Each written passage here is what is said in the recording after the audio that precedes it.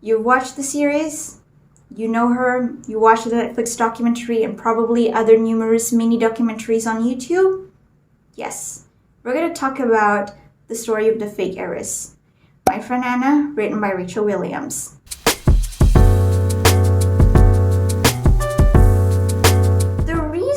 Why I wanted to do this book. Full disclaimer, I haven't fully watched the Netflix series yet, but what I did do is scroll to some important scenes. Then I found out an interview with the real Anna Delvey, you know? How can you have a clear conscience? How could I not? Explain that to me. What do you want me to explain?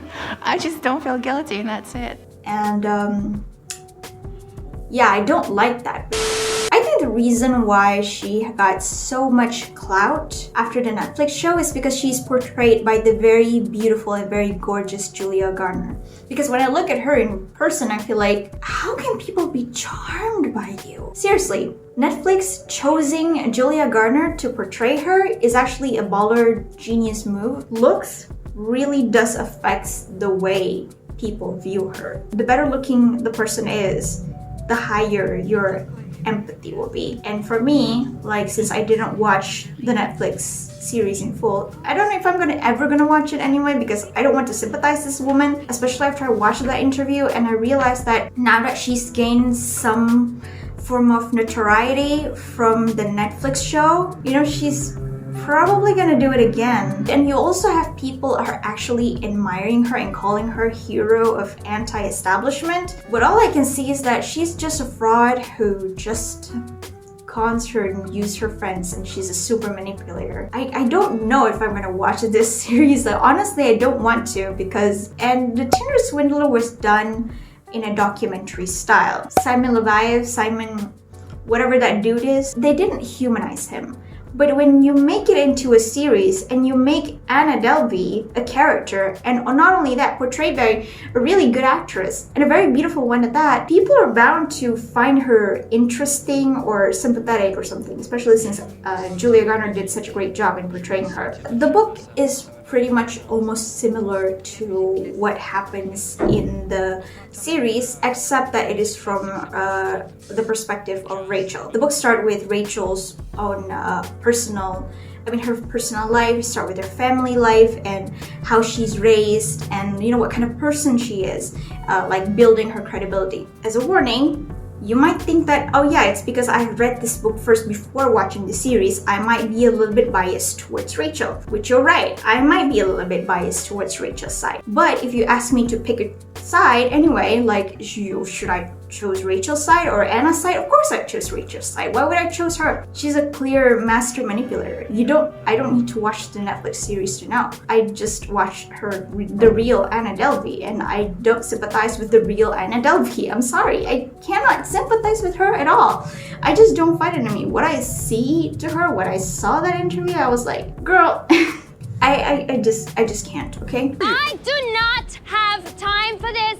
I do not have time for you. The one thing that I'm gonna praise Rachel about this book is that she can write. She's a good writer, and I must say that if she writes anything else, I'd probably read it, because I think she's a decent writer, and I wish that maybe she's gonna write fiction next. Because I had this conversation with my friends a few days ago, since I told her that, oh, I haven't watched the series yet, I'm reading the book by Rachel. I'm like, yeah, you must be biased towards Rachel. Yeah, I will be biased towards Rachel because she doesn't do anything wrong. In the both Netflix show and the story in the book, Amex already said that she doesn't have to pay the amount. It is said that she doesn't have to pay any of the charges and stuff, but she writes this book anyway and gains a lot of money from it. And because of Netflix, you know, trying to say that, oh yeah, she doesn't tell her friends or other friends about this. So, okay, I give that 1 point for that. She should have told her other friends that, hey, I'm writing a book about Anna. Made her seem shady when she doesn't. However, is it really a crime though? Is it really such a bad thing that she is writing about Anna Delvey. For me, like, hey, if someone has made me gone through hell for months, I would want to write about them too. One of my previous employer actually owes me money. Still owes me money, by the way. And if I want to, I could easily write a book about them. But unfortunately, it won't be that interesting because the book will probably be about like 50 pages long and I probably wouldn't even make any money. And also because nothing as shady as what happened with like Anna and Rachel happens. There's anything remotely interesting that happened to me in my previous employer, I would have written a story about it too. Considering how much stress I've been through for not getting paid and still being owed money, I'd say, yeah, I would write a story about them. I would write a story in how much I had to endure, the debt and the pressure, especially when you're being Asian. Because I'll be honest with you, I have been through hell for months, which is the reason why I can relate so much with Rachel. The anxiety of not having any money, the anxiety of having so much debt on you. I cried so many times during my time working with those people. Where is my money? Where is my salary? Why hasn't it come in yet? Oh my gosh, I have commitments to pay. Those people don't give a shit about their employees. And I was going crazy for months. And I have cars to pay, rent, student loans, my family, my own well-being, insurance, the mounting anxiety that I have. I cried in my office so many times. Whenever I think about that, it just feels so sad for me because like that's what not having money did it to you. If this is her way of like getting some money while also getting back at Anna, I applaud her for it. Kudos to you. Writing a book requires an effort and skill. I already mentioned, she wrote a good book. I applaud her. She has a good writing skills. And as she should when you are producing a product that you're selling to the public. And second of all, Anna did her dirty. How is she any different from the girl in the Tinder swindler who took the guy's clothes? If anything, what Rachel did is actually way better. She wrote the story with her brain and her skill, and writing really takes time and effort and editing and stuff. It's not easy. That girl straight up took that guy's clothes and selling it on eBay. You can say that, oh, she's just taking back her money and stuff. Rachel did not touch anything of Anna's. This book is totally hers. Anna is a master manipulator. I think even the Netflix story acknowledged that, even though they made her somewhat sympathetic through the portrayal of Julia Garner.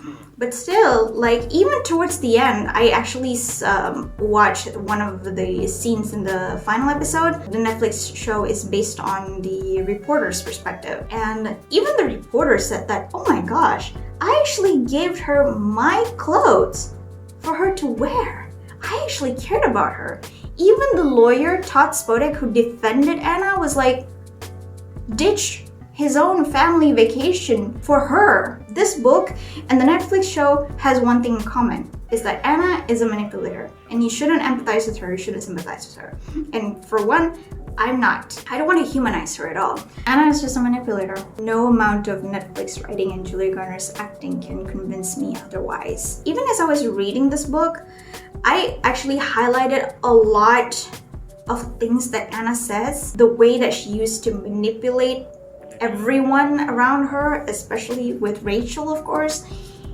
And boy, it is like so sad. And this is also coming from a person that has a lot of family members like this. Granted, they did not con me out of thousands of dollars, but still, you have these kind of family members that straight up manipulates you to try to be on their side, even though they're in the wrong. And they're really good at it. And I must say, I was already angry at her after seeing that interview, but reading this book just makes me angrier, especially considering like the verdict against her from Rachel was that she's found not guilty simply because, well, she has written the book and that, you know, there's like a movie deal with HBO or something, and then, you know, the lawyer is accusing her of like using this to profit for entertainment. And I must say, even if she does profit this for entertainment, Anna has profited of her for shits and giggles. And I must say, yeah, an eye for an eye, bitch. I don't care. Like, and the lesson that I learned from these two, even though I haven't watched the Netflix show, but I'm pretty sure they're almost the same. It is important to set boundaries with you and the people around you, even with your family. Especially in Asian family, we have this thing where like, oh, family needs to always have each other's backs and everything, even if your family screwed up. If somehow some of my family members are watching this, yeah, I don't have that kind of reservation for you. I have limits to why I can help you.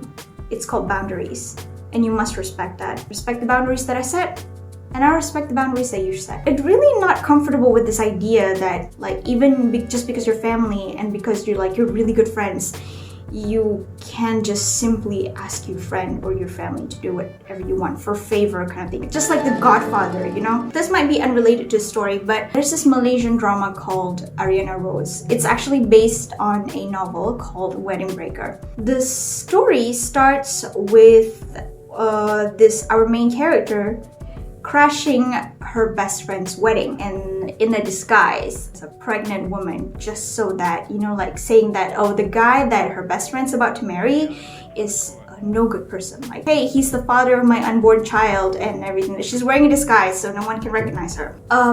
The reason that she does that is because her friend is like in this kind of arranged marriage that she just couldn't get out of, and this is like her last resort. She has to forcibly like damage his reputation in public so that her parents will be like, oh yeah, I am not marrying my daughter to this guy anymore. The reason why our heroine, the main character, Ariana, she's forced to go through with her friend's shenanigans because she owes her friend, because her friend saved her life once. Because of this reason, she's gone through with this move. I specifically don't like that part because it shows how much that those kind of things can be used against you. Like, sure, like I appreciate my best friend. Sure, I appreciate you for saving my life.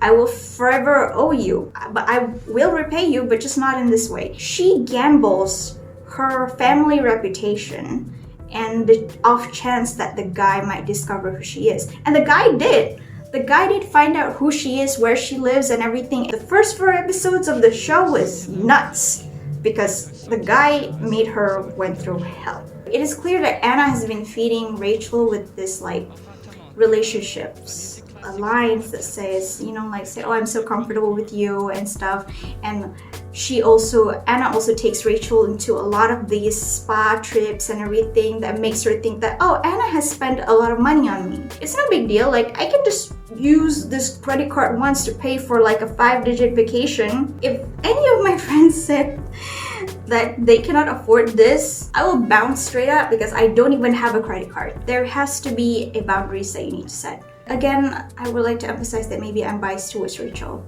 but at the end of the day, I think that writing this book itself requires time, effort, and plus she wrote this after she was being fired from her job. That's gotta be frustrating. That's gotta be affecting her decision. I mean, can you just imagine being through hell for months and then being fired from your job? It's bound to affect you.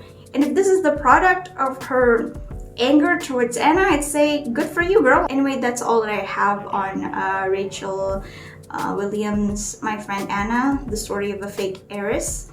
So what are your thoughts about this case, about Anna Delvey, about Rachel Williams?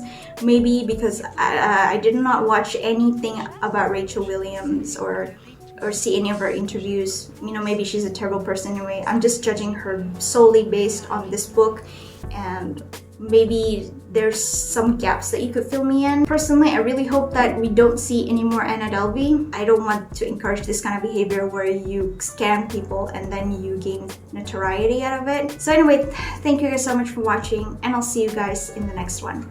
Bye-bye.